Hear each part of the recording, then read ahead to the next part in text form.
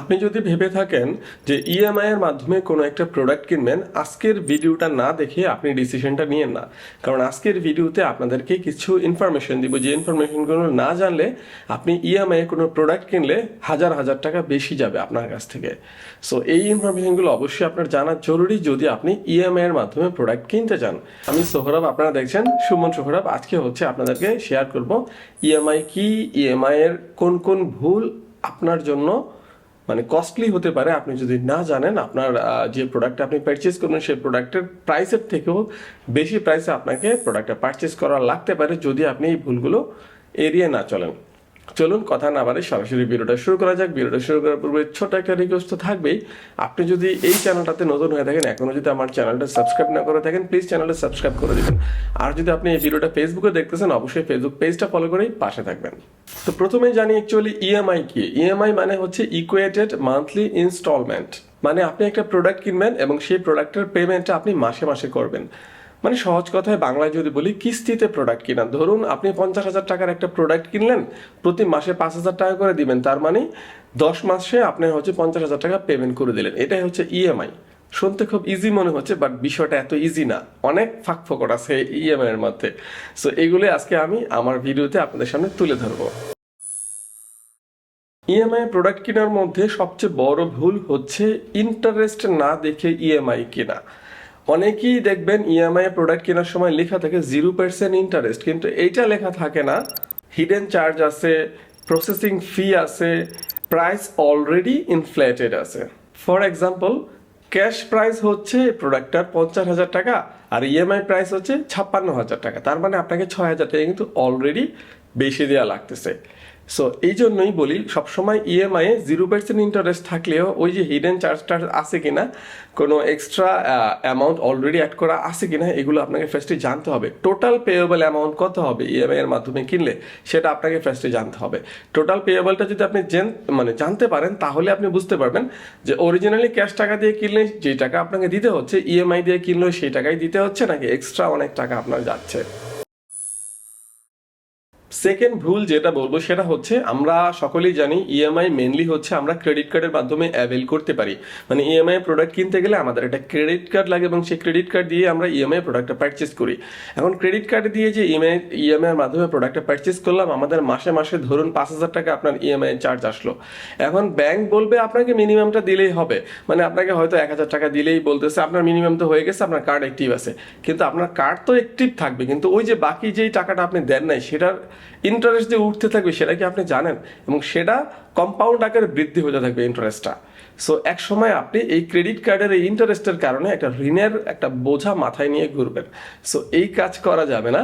যদি credit card দিয়ে EMI এর মাধ্যমে প্রোডাক্ট পারচেস করেন, অবশ্যই প্রতি মাসের যে ইনস্টলমেন্ট সেটা 100% ক্লিয়ার করে দিবেন, পেমেন্ট করে দিবেন। একটা টাকাও যেন পেমেন্ট ছাড়া না থাকে। মানে সহজ কথায়, ক্রেডিট কার্ডে তো অবশ্যই ইএমআই করতেছেন এবং প্রতি মাসে যে টাকাটা আপনার বিল হিসাবে আসতেছে সেই টাকাটা অবশ্যই পেমেন্ট করে দিবেন। মিনিমাম পেমেন্টের ঝামেলায় যাবেন না। তারপরে যে ভুলটা অনেকে আমরা করে থাকি, আমরা নিজের ইনকামের সাথে ইএমআই এর একটা সামঞ্জস্যতা রাখি না। কখনোই আপনি আপনার ইনকামের থেকে 30-40%-এর বেশি প্রোডাক্ট বেশি টাকার অ্যামাউন্টের প্রোডাক্ট ইএমআই পারচেস করবেন না। ফর এক্সাম্পল দিলে ইজি হয়। সো এক্সাম্পল দিয়ে বলছি, ধরুন আপনার স্যালারি হচ্ছে মাসে 30,000 টাকা। এখন আপনি 30,000 30% বা 40%-এর বেশি টাকার কোনো প্রোডাক্ট ইএমআই এর মাধ্যমে পারচেস করেন না। লাইক আপনি 10,000 টাকার বেশি কোনো প্রোডাক্ট ইএমআই এর মাধ্যমে পারচেস করেন না। স্যালারিটা অবশ্যই হিসাব করেই ইএমআই প্রোডাক্ট পারচেস করবেন। আদারওয়াইজ কি হবে? আপনার পেমেন্ট মিস হবে, আপনার স্ট্রেস বাড়বে, আপনার ক্রেডিট স্কোর ক্ষতিগ্রস্ত হবে। তাহলে কি করতে হবে? অবশ্যই, যেহেতু আপনি আপনার স্যালারি তো জানেন, আপনার মান্থলি ইনকাম জানেন, তো আপনার ইনকামের অ্যামাউন্ট থেকে 30-40%-এর বেশি অ্যামাউন্টের প্রোডাক্ট ইএমআই এর মাধ্যমে পারচেস করতে যাবেন। আদারওয়াইজ স্ট্রেস বাড়বে, কারণ পেমেন্টটা হয়তো মিস হয়ে যেতে পারে। তারপরে যে ভুলটা করি সেটা হচ্ছে, আমি ম্যানেজ করতে পারবো একটা ইএমআই, আমি করে রাখি 3টা ইএমআই। ফর এক্সাম্পল, আমি মোবাইল কিনছি ইএমআই দিয়ে, আমি ফ্রিজ কিনছি ইএমআই দিয়ে, আমি আবার টিভিও কিনছি ইএমআই দিয়ে, একই সাথে 3টা ইএমআই করে রাখছি। আমার ক্রেডিট কার্ডের ক্রেডিট লিমিট যেহেতু আছে, আমি সবগুলো ইউজ করে ফেলছি। কিন্তু ওই যে এর আগের পয়েন্টটা যেরকম বলছিলাম, যে আপনার স্যালারির 30-40%-এর বেশি যাবে না, সেটা কিন্তু আপনি অলরেডি চলে গেছেন। এবং এই ভুলটা করছেন, যেটা বাংলাদেশে অনেকেই করে থাকে, একসাথে কয়েকটা ইএমআই মেনটেন করে, যেটা করা উচিত না। করলে কি হবে? একটা অসহনীয় প্রেশারের মধ্যে পড়ে যাবেন, কারণ সবসময় মাথায় একটা টেনশন কাজ করবে, আমি কি এই মাসের ইএমআই গুলো ক্লিয়ার করতে পারবো। সো এই রিস্ক নেবেন না, আপনার যে স্যালারি তা হিসাব করেই ইএমআইটা নেবেন। 3-4টা ইএমআই একসাথে মেনটেন করার কোনো প্রয়োজন নেই। এট এ টাইম একটা ইএমআই এর মধ্যেই সীমাবদ্ধ থাকা উচিত। তারপর আরেকটা ভুল করি, আমরা ইএমআই নেই কিন্তু ইএমআই এর সাথে যে টার্মস এন্ড কন্ডিশন আছে সেগুলো আমরা পড়ে দেখি না। এই কারণে আমাদের কি করতে হয় জানেন, লেট পেমেন্ট ফি দিতে হয়, পেনাল্টি চার্জ অ্যাড হয়ে যায়, হিডেন ফি থেকে যায়। সো এইগুলো না জানলে কি হয়, আনএক্সপেক্টেড আপনাকে অনেক টাকা অ্যাড করতে হয়। আপনার প্রোডাক্টের যে প্রাইস, সে প্রাইসের সাথে আরো কিছু টাকা অ্যাড হয়ে আপনার প্রাইসটা বেড়ে যায়। যেমন ফার্স্টে বলছিলাম 50,000 টাকার প্রোডাক্ট আপনি 55,000 টাকা দিয়ে কিনবেন ইএমআই এর মাধ্যমে। এই পয়েন্টটা হচ্ছে সবচেয়ে গুরুত্বপূর্ণ, নিড ভার্সেস ওয়ান্ট বুঝতে না পারা। আপনি যে প্রোডাক্টটা কিনতে যাচ্ছেন আদৌ কি এটা আপনার নিড নাকি এটা আপনার চাওয়া, আপনার ওয়ান্ট, মানে ইএমআই এ সহজে জিনিসটা কেনা যায় বলে আপনি কিনে ফেললেন। যদি আপনি এরকম করেন আপনি কখনোই ফিনান্সিয়ালি স্টেবল হতে পারবেন না। আপনি ফিনান্সিয়ালি স্টেবল হতে চাইলে এই নিড না থাকলে আপনি প্রোডাক্ট কিনতে যায় না। আপনি শুধু আপনার কাছে একটা ক্রেডিট কার্ড আছে বলেই ইএমআই কোনো একটা কিছু কিনে ফেললেন, মানে আপনার জাস্ট ইচ্ছা হয়েছে কিনে ফেললাম, এরকম মন মানসিকতা থেকে বেরিয়ে আসতে হবে। আদারওয়াইজ ইএমআই আপনার একটা বিপদের কারণ হয়ে যাবে। তো লাস্টে এটাই বলবো, ইএমআই নিতে হলে কিছু স্ট্র্যাটেজি ফলো করুন, like only for necessary items, মানে আপনার যেই জিনিসটা না কিনলেই নয়, একটু আগে যে বললাম নিড, আপনার এটা নিড আছে কিনা, তাহলেই ওইটা ইএমআই এর মাধ্যমে পারচেস করুন। যদি আপনার কাছে ক্যাশ টাকা না থাকে, ক্যাশ টাকা থাকলে ইএমআই যাওয়ার কোনো প্রয়োজন আছে মনে হয় না। সো ক্যাশ টাকা না থাকলে ইএমআই যেতে পারেন, কিন্তু যদি প্রয়োজন হয় আপনার এটা নিড থাকে তাহলে ইএমআই এটা আপনি পারচেস করুন। তারপর হলো ল ইন্টারেস্ট ইএমআই, আপনার দেখতে হবে ইন্টারেস্ট সর্বনিম্ন কত। 0% হলে তো বেস্ট, আর যদি 0% না হয় সেক্ষেত্রে সর্বনিম্ন কত ইন্টারেস্টে আপনি ইএমআইটা নিতে পারতেছেন। তারপরে হচ্ছে শর্ট টেনর, মানে 6 থেকে 9 মাসের মধ্যেই যেন ইএমআইটা আপনি ক্লোজ করতে পারেন। যত বেশি সময় নেবেন তত ইন্টারেস্ট বাড়বে। আপনাকে 36 মাসের জন্য ইএমআই দিবে, 3 বছরের জন্য ইএমআই দিবে কোম্পানি, বাট সেই জন্য টাকাটাও বেশি নিবে। সো আপনি যত কম সময়ের মধ্যে ইএমআইটা নিতে পারেন, কম সময়ের মধ্যে ইএমআইটা ক্লোজ করতে পারেন, আপনার জন্যই সুবিধা। আর লাস্টে যেটা বলবো সেটা তো জানেনই যে ইনকাম অনুযায়ী আপনাকে প্ল্যান করতে হবে। আপনাকে অবশ্যই আপনার ইনকামটা মাথায় রেখে ইএমআই, আপনি কত টাকার ইএমআই প্রোডাক্ট পারচেস করবেন সেটা প্ল্যান করতে হবে, আদারওয়াইজ আপনি বিপদে পড়বেন।